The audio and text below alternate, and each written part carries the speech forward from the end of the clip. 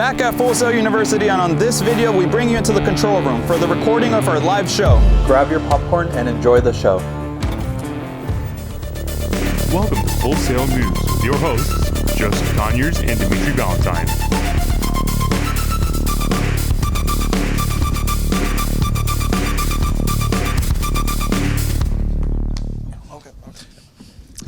Hello, I'm Joseph Conyers. Welcome to Full Sail News, but we'll keep you up to date and in the know from campus and beyond. And I'm Dimitri Valentine. Joe, don't forget about Mamana and the latest sports report. Of course, Camera three. Can't forget about that.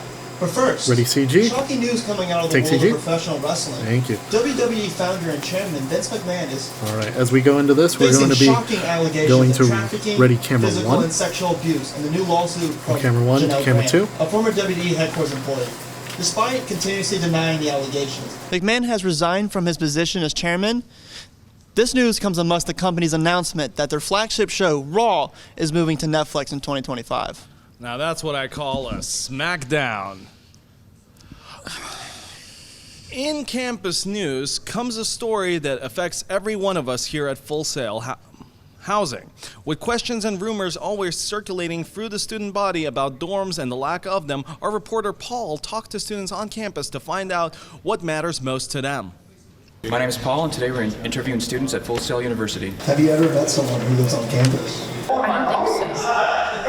Have you heard the rumors of the bathroom dweller? The bathroom dweller? No. Have you met anyone who lives on campus? No. Have you heard of the bathroom dweller? Where this going? I ain't never heard of no. I ain't never heard of no bathroom dweller. Take Camera 3. Right. Well, Let's get anyway, CG. moving to more local news. This weekend, Orlando is hosting the Good job, 2024 Olympic Team Trial Marathon. Olympic Ready, hopefuls from around Camera the US 2. are riding Camera the 2, let's Cleaver get team into that their spot on OTS. Team Thank you. USA for the Summer Olympics taking place in Paris. Be sure to check out road closures if you're planning on traveling on CG, Sunday. we're gonna as a marathon have route a will be pretty running from quick downtown shift over City to the Hall next CG. through the Milk District and back. But if the Olympic trials are too elite for you, don't worry, you won't have to wait long, as the annual Florida Man Games will be kicking off Saturday, February 24th in St. Augustine. From events like Florida Sumo, where participants use their spare tires to push opponents out of the ring and spill their beer, to evading arrest obstacle courses where participants are chased by actual police through a series of fenced backyards. It's truly an event for Florida's every man. Registrations for teams are still open. Well, I'm glad registrations are still open because I know 2 Full Sail instructors who I'll be putting my money on. I'm talking to you, Frank and Cap. Now, next up, fast food babies, and will the Spurs finally take a turn for the better? All that and more after this word from our sponsors. When we come back, we'll be visiting the Dan Patrick School of Sportscasting. Welcome back. In fast food news, an impatient baby meets the world in what I find to be the happiest place on earth, a McDonald's parking lot. Annalise Beck, a Wisconsin local, went to bed with contractions and ignored them and decided to go to bed. But later in the night, her water broke. She and her husband went off to the hospital. Soon after, they were forced to pull over into the parking lot of the McDonald's. The husband called 911 while Beck climbed into the back of the SUV. Beck was quoting saying, "I pushed 3 times and he came out." Baby Micah was born 8 pounds, 6 ounces, with all the locals calling him Little McFlurry in honor of his birthplace and the snowy weather. Little McFlurry, gotta love that. And now, bringing it to you, Mama Juana with the sports. Bringing you sports news that I obviously don't watch. First off, we have the Coyote, the San Antonio Spurs mascot, dressed in an all-Batman costume, captured the bat with the net. The Spurs scattered each time the bat buzzed off the court, except for Sochan, whom Popovich had to back at one point. Others hit, like Keldon Johnson, but some say this might bring good omen for the Spurs because they went on to win that game on Saturday night by 1 point. This does really look like a turning point for this season. Oh, psych! Wait, Justin, they lost again to the Wizards. Back to you guys at the studio. Thank you, guy over there. We sent a field reporting team out to campus to squash the age feud between Apple and the other one. Hello, comrades. My government name Dmitry. Today we are asking questions at Full Sail University. We ask local capitalists what phone they use. Oh, iPhone. Android supremacy. I have an Apple, yeah. Android. I'm Blue Bubble. Blue Bubble for sure. Blue Bubble for sure. We also wanted to know what makes their device better than the other. If you're texting a girl and she see you has green bubbles, she's not gonna want to text you back, you know? The girls don't really like the green bubble, you know what I'm saying? So like, if you get like the green bubble, the girls ain't really want, you know, they like the iMessage, you know what I'm saying? So yeah, that's why I rock with the blue bubble. I just stopped liking iPhone because they're like after a few years, their phones just like stop working because of their updates. And I like my phone to work no matter how old it is. On Apple, the main reason I don't use Apple is monopolies. I don't particularly like monopolies, and Apple is a monopoly on an entire side of the scale, whereas Android is a world of possibilities. So you can have a wide variety of different types of things. Wow, very interesting, very. Back to you in studio. Wow. Without my iPhone, I don't know where I'd be. Nor would I be able to place mobile orders on the Quizno app. Well, Joe, hold on tight to your iPhone because Quiznos was once a sandwich giant in 2006, nearly 5,000 locations worldwide, but by June 2020, only 170 remain. Well, in 2022, Quiznos unveiled their plan for a globally inspired menu. The brand's new model emphasizes unique construction and speedy service, inviting investors to explore their opportunities. Get ready. In 2025, Universal Epic Universe will change everything it has, including 4 immersive worlds, starting with Celestial Park, Dark Universe, and the Wizarding World of Harry Potter, where they'll all include everything from the 1920s Paris to 1990s British Ministry. They'll also be including the fan-favorite Super Mario World, where you'll experience a new way to play, from challenging Bowser on Mario Kart to venturing through Donkey Kong Country. I know Full Sail students are going to love having so many options when they go to Universal, unlike the options they have for meals here on campus. Yes, Dimitri. Let's see what they had to say about that. This is Corey Middleton live with Full Sail News, and we'll be talking to students about their favorite food options and their recommendations. So where do you generally eat on campus? Probably McDonald's, unfortunately. McDonald's, Wendy's, or Firehouse. Like those are like the three main options. I go to Zapply's. Where's your least favorite place to go to eating on campus? I don't really have a least favorite food. It's kind of weird, but I'm not picky. Zackly's, like wannabe pizza. I work there, but it's cool. So. Have you ever come across a broken or faulty vending machine? Yeah, today on Building 4. Student now realize that there's something wrong with the system. Is there any change? How could Full Sail improve on its options, in your opinion? I think just letting more like food truck vendors be on campus. Either they could make a cafeteria where we could all just go out and chill out and eat. They had like a food court of some sort. That would be pretty convenient. Lie down my Nona, bro. She can like cook for a family of 70, bro. Like she could cook for the whole school if she wanted to. How much is she charging though? How much she charging? Yeah. Bro, her love. We need to report on what we're all thinking. Dear Kansas City, we loved you when you're on the way up. We applauded you when you reached the top. But we hate you when you stayed here for too long.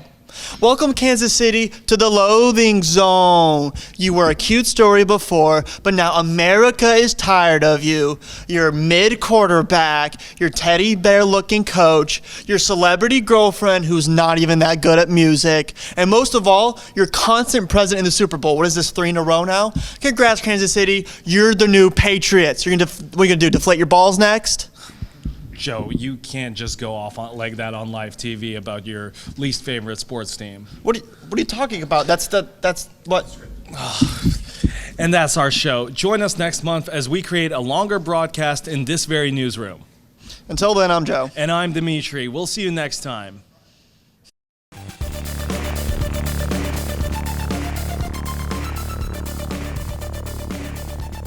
You have been watching. All right, guys, and I hope you enjoyed watching our Broadcast Production 1 final. We decided to come over next door to Full Sail University's Dan Patrick School of Sportscasting because we had Derek Comp. He wants to basically either do this or do film. So I believe these two classes are very comparable when it comes to the technical side, except for sportscasting. You kind of learn the more technical side of hosting, of talking, of being the one that's actually reporting on live events, live production, stuff like that.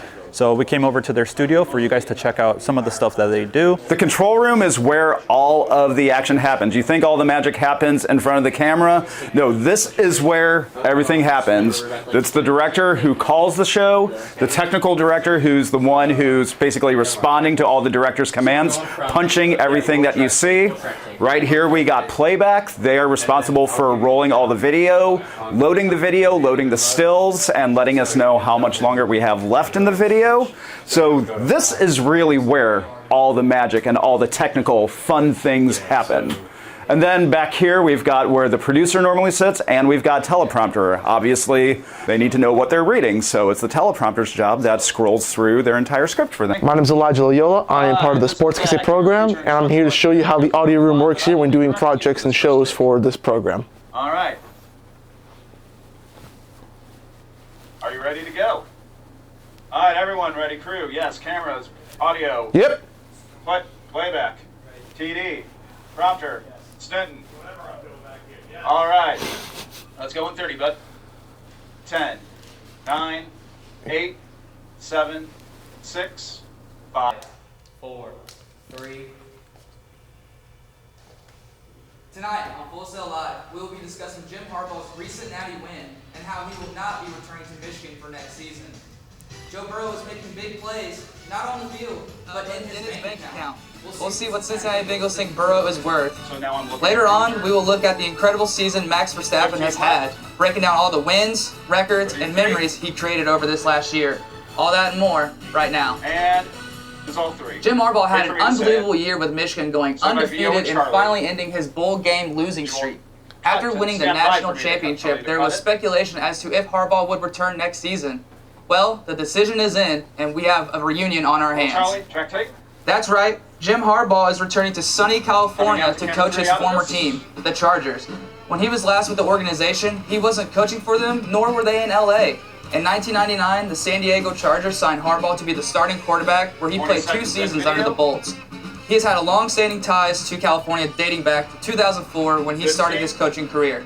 Since then, success has followed him around at every stop he's made. Woo! And why did you choose to do sports casting? Well, there was just a long road I took between basically 2017 to 2023, and I just fell in love with traditional sports, and I wanted to get into the program or into the industry some way, and with the Dan Patrick School being around, I thought that was the best way to make my mark or get into the scene. Awesome. And what month into your program are you at right now? Ooh. Well, I actually was a Full Sail student prior. I was in the film degree, so I think some of my credits transferred over. I think most people are probably in like month 8 or 9, so I would say around there. So I'm about 6 months into the program. It's been going great. That's what's up. What do you like about sportscasting and being one of the hosts out here? The main thing I like is being able to control the narrative.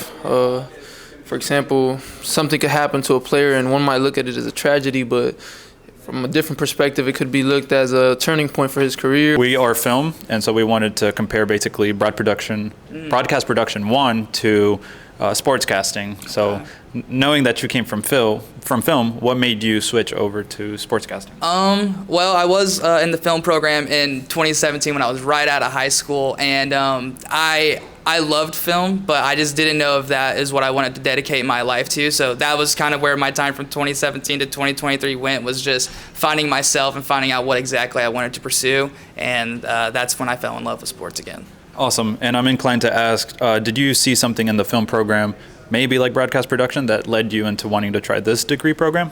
Man, that's a good question. What made you choose sports broadcasting rather than film? I say the culture around sports, specifically basketball. I grew up playing it, and I have some experience in the sports media, and just seeing the environment. There's a lot of similarities, but I can't say one thing led me to switch from film to this. I would say in anything you pursue, you should have some sort of passion for it, or you have to have a reason. Maybe you don't know sports, or maybe you've never played sports, but you have to have a reason why you're coming specifically here. For me, it was the narrative and being able to control like just the storyline. I didn't necessarily know the most about every sport. For me, I mostly know basketball, but in being willing to get better, I'm willing to learn about it. As a sportscasting student, do you feel like Full Sail is providing adequate enough education for you to be comfortable going out and getting hired and doing your job? 100%. I mean, with our state-of-the-art studio that we have and the instructors that we have, the teachers that we have, they're all experienced in this field. They've worked decades of time doing everything. So it's very helpful, and the number one thing you have to do when you're in this program is try to network, and your teachers are also network opportunities. They can help you get a job or get set up outside of school. Any message for the future students for sportscasting who's looking forward to come? Yeah, I say don't be afraid to like dive into it. Like sometimes you might start with an idea of what it is you want to do, but as you learn and as you like dive into the like material, take your time and really like conceptualize what it is that you're learning, and it might change your perspective on your career. Follow your heart. I mean, you're not here unless you're 100% certain that this is what you want to pursue. So on top of that, I would just say make sure your priorities are straight. As you keep going in your program, things kind of keep getting more and more hectic. So just prioritize your time and make sure you're doing everything you need to do and stay on top of it. All right, guys. I don't know how it happened, but I ended up hanging out with the Dan Patrick students. We're here doing some play-by-plays. I'll show you all of that, how they broadcast the game. And we're also doing a stand-up here with another student. So I'll bring you guys along and show you some of the stuff they're doing here out in their field, in their industry. They're not at Full Sail, they're out in the industry, actually broadcasting. Whew, that was nice. Somebody just launched the ball. Let's go ahead and do this stand-up real quick. 5, 4, 3, 2, 1.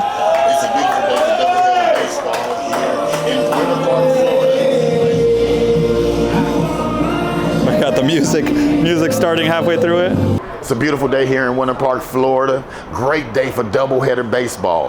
Hey, what's going on? This is Mike Shepard. I'm a student at Full Sail University in the Dan Patrick School of Sportscasting. We're at Rollins College today, Alfred Stadium in Winter Park. We're filming the baseball game. We're doing stand-ups for classroom assignments. We're also doing play-by-play. This is an excellent opportunity for IL hours. IL hours are independent learning hours. We're required to do it for most of our sportscasting classes. You get out in this actual field work, doing the practical things that are gonna make you better. For example, we want to do play-by-play with baseball, or you want to shoot sports, then what better way to learn how to do that than to get out here and do it yourself. Now, once you do it, you take it back, you put it into the Premiere Pro, you edit it up, then you submit that as an IL hour. It may take you 4 hours total to do everything, being out here and then the post-production. So that's what we really, are learning, the most practical elements of sportscasting, from behind the scenes to in front of the camera. Man, it's just an exciting thing. We've had to do research into the players, the teams, build a storyline to talk about, and just entertain the crowd while establishing that emotional connectivity that we all know is so important. So stay locked in, listening in, because it's the biggest, baddest, and the bestest right here on Full Sail Live. Jose Perez is your hitter with the 0-1 count, the shortstop. And he'll square up for another bunt here. Pulls back, ball 1. 1-1 count. An errant throw by West Florida. And that's good enough to get runners on second and third. The bunt does its job with a little bit of extra icing on top of the cake. Gives Parker Wakeman, the pitcher, a little more time in this game. That ball is out sharply behind the plate. Oh, we gotta love nets. That was kind of near our area. And, with the way these ping pong balls have been spinning, I don't even know where the ball would go. Gravity doesn't exist no more. Oscar Murray has been giving this Argonauts team fits all day long. The 2-2. And that ball hits him. Holding the runner at third, he was ready to go and score there. But now we have guys on the corners here with no outs, and due up for the charge is going to be number 51, Demarius Rodriguez. Last season, Rodriguez had 33 RBIs. So here. He has a chance to maybe add another one for the new season. Yeah, the senior playing second base here usually does some of the catching. Hits that ball sharply down the first baseline. Rodriguez will round first, go to second. One runner scores, and they're going to wave another one. Rodriguez heads to third, and that's 2 runs there. A 2 RBI triple for Demarius Rodriguez. Takes that 4-1 Stars here in the bottom half. Now up the bat for the Stars is going to be number 11, the designated hitter, Mason Wilson. He is 1 for 2 on the day with a single and an RBI, and grounded out to the first baseman in the third inning.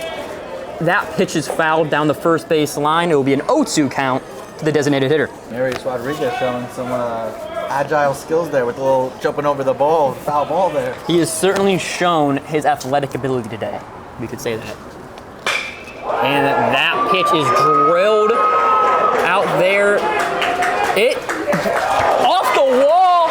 That ball had a chance, but it's off the wall. He's going to round second and head to third, and that's a second triple for the Tars here in the bottom half of the 5th inning. 2-2 count. Not James, not Seth Rogen, Jonah Hill. Jonah Hill, yeah. Sorry, I got through the names. Jonah Hill, he's great in that movie. Oh, he is. Wow. I never sounded more like my father. He always gets all them mixed up, and I usually know that's Jonah Hill. And now I just pulled a Joe Cristodora. Can't get their names right. The 2-2 count was fouled off on the third base line. 1 out here. Am I really asking for much? It's been a long week, I'm looking for fun. Please fill my cup, find me under the sun. SOS, I'm just looking for a good time. Oh, oh, oh, oh. And I'm singing like, whoa, oh, oh, oh. Lip check, been a minute, let me hit the homies in the group text. 10 years, same team. My overall review of the Kia Center and this event in general was pretty good. Since I've never been to the Kia Center, I definitely expected it to be a different situation with parking and having to walk through the city late at night and blah blah blah. No, super easy, park right in the garage, cross right across the bridge, go inside, enjoy your event, cross back and then leave, and yeah, definitely enjoyable. We for sure hope to come back to experience a different type of event here at the Kia Center. And close enough to Full Sail for you guys. If you want to go check it out, definitely recommend it. If you guys enjoyed this video, make sure to give it a big like and subscribe to join the crew. God bless you. Yeah, limited edition, not the regular one. We shut down the city like when presidents come. I am not a rookie, I'm a veteran, bruh. Promise I'ma take it easy later on. Whoa.